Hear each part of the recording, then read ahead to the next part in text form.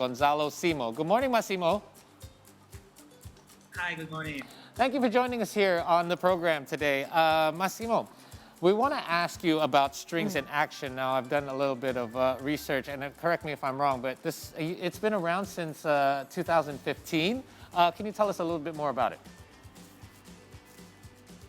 Sure. Um, yeah, Strings in Action started as a service club of the Franklin International School, Yes. and the goal of this club is to offer children in need the opportunity to learn music, in this case through instruments, violin, viola, cello, and bass. And the project was very successful, and after that, we decided to create a foundation, and yeah, that's how. I was just talking to Karina before we went on air. I was telling her that in grade 9, back in the day, I've learned violin for about a year and a half. It wasn't the easiest instrument to learn. Why choose string instruments of all the instruments?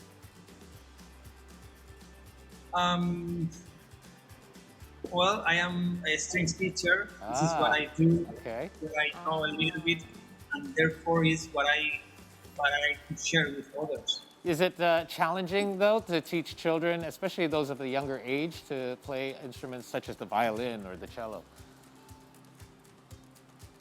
Yeah, it's always challenging. This is part of the job Yeah. Right. to make it interesting for them.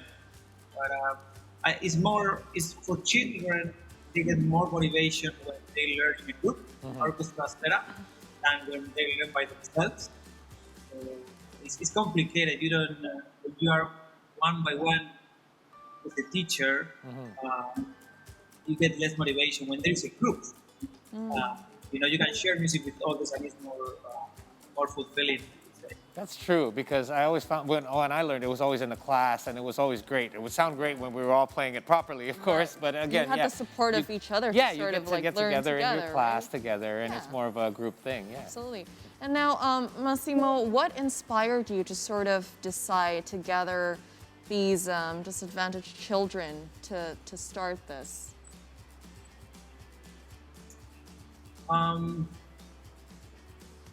Well, I believe that underserved communities are the communities that need the most. So the project have more impact on the type of communities than others. And in addition to this, these communities really appreciate this opportunity because it is something that they could never imagine. Right. And so the main question is why there is people in need in the world. Yes. I think there is people in need because we have failed as a society, as humans, and so I believe that it's our responsibility to take care of others who are in need, Yeah. or at least share what we know with others who can have the same opportunities. Right. So, and it happened here in Indonesia because it's here where I've been living for the last 9 years. So I feel very, very lucky for being part of a project like this. It's been very fulfilling, and I have grown so much as a person. And it's much needed here. You know what I've noticed here? I noticed there's so many orphanages. There's so many orphans in this country as well. And many of them are so happy when people reach out to help them, whether it's to teach them music lessons or to bring them food, or there's day outs as well. How widespread, because you've done this for several years now, how many orphanages or orphans have you reached over the last several years? Two. So we have reached two orphanages. Okay. One is, both are in Jakarta, one is in Cipayung, it's called Panti Asuhan Pondok Taruna, and the other one is in Pamulang, it's called Abigail. And we have created three orchestras in both orphanages. Wow. We are planning to expand to another orphanage, also in Pamulang, it's called Pintuelo. And in addition to that, we have a partnership with Amadeus Music School, which is located in Gandaria, and we have 6 children from the orphanages attending music lessons to Amadeus Music School. That's On a great. scholarship. That's amazing. Right. And Massimo, how do you think the participants are responding to this so far?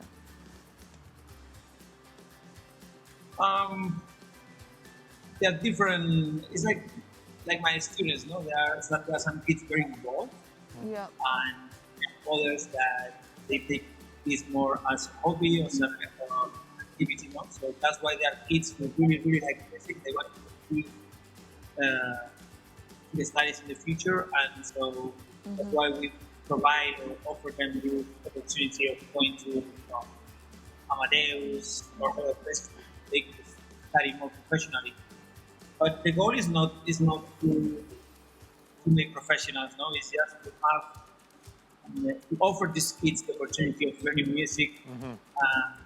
Because, like we said before, education is one of the most important investments for giving children opportunities for the future. And as part of education, music has a relevant place as fosters values such as respect, teamwork, Yes. cognitive capacities, social skills, and so on. No?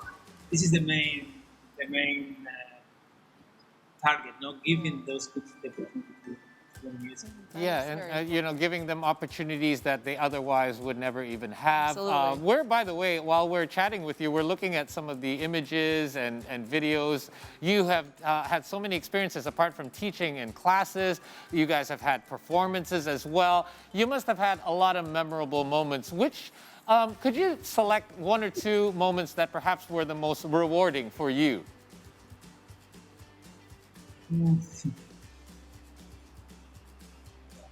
For fact, one of the most fulfilling moments was when we did a charity concert at the school, and at that time there was on the stage we had the whole orchestra from the Pantia Suhan, plus some of the members, the school members, the students from Students in Action, and also we had the Amplum choir from Pantia Suhan. It was a big ensemble, and we were mixing everything. It was a blend of Amplum instruments with classical music, Wow. classical instruments, and then we were doing performing Indonesian music and also Western music. So it was a big mix of everything.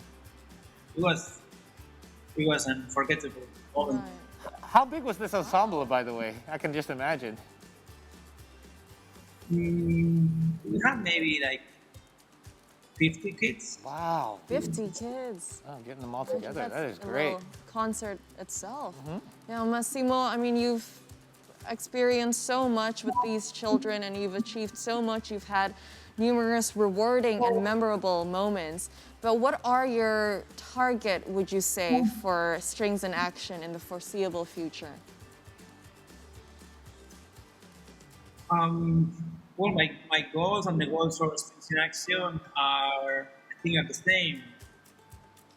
The goal is to give underprivileged children the opportunity to learn music, and this is actually not my own idea. This type of project is modeled from El Sistema in Venezuela, and there are other places in the world currently doing something similar.